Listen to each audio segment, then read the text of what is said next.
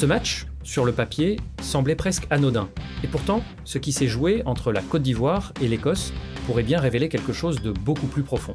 Un affrontement de style, un test stratégique, et peut être un signal fort pour la suite du football international.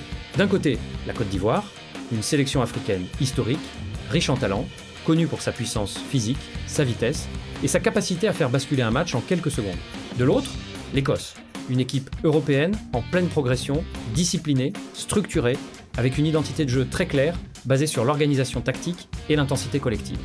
Ce genre de confrontation n'est jamais anodin, parce qu'il oppose deux visions du football, deux écoles, deux rythmes complètement différents. Et surtout, parce qu'il sert souvent de laboratoire. Un laboratoire pour tester des systèmes, intégrer de nouveaux joueurs, préparer des compétitions majeures, mais aussi envoyer un message aux adversaires. Dès les premières minutes, une chose saute aux yeux: l'intensité. La Côte d'Ivoire cherche à imposer son rythme avec un jeu direct, des transitions rapides et une volonté claire de faire mal dans la profondeur. L'Écosse, elle, ne panique pas, bloc compact, circulation propre, une équipe qui joue avec intelligence plutôt qu'avec précipitation. Et c'est là que le match devient intéressant. Parce que c'est pas seulement un affrontement physique ou technique, c'est un duel mental. Qui va dicter le tempo? Qui va forcer l'autre à sortir de son plan? Au fil du match, on observe des ajustements. Les Ivoiriens tentent de casser les lignes plus vite, ils cherchent à exploiter les espaces sur les côtés, on sent une volonté de déséquilibrer rapidement. En face, l'Écosse répond avec discipline. Chaque déplacement est calculé, chaque récupération est immédiatement exploitée, et petit à petit, le match bascule dans une forme d'équilibre tendu, un équilibre fragile. Parce qu'à tout moment, une erreur peut tout changer. Et dans ce type de confrontation, ce sont souvent les détails qui font la différence. Une mauvaise relance, un mauvais placement, une perte de concentration.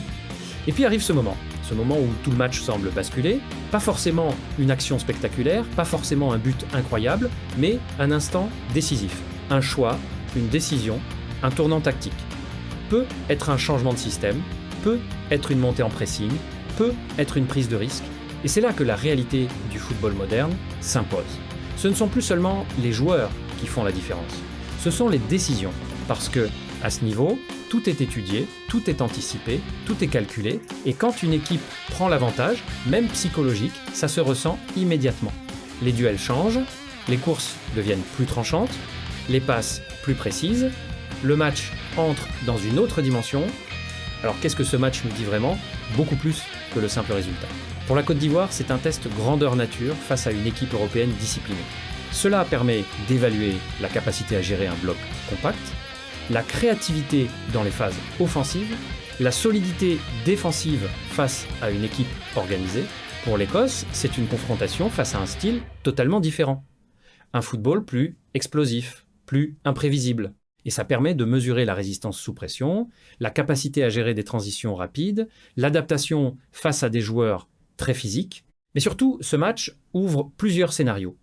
La Côte d'Ivoire peut en sortir renforcée en comprenant mieux comment s'adapter aux équipes européennes. L'Écosse peut confirmer sa progression et sa capacité à rivaliser avec des sélections au profil varié.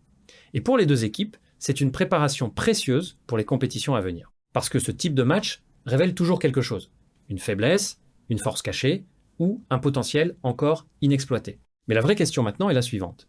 Est-ce que ce type de confrontation montre que le football africain et le football européen se rapprochent en termes de niveau et de style? Ou au contraire, est-ce que ces matchs mettent encore en évidence des différences profondes dans la manière de jouer?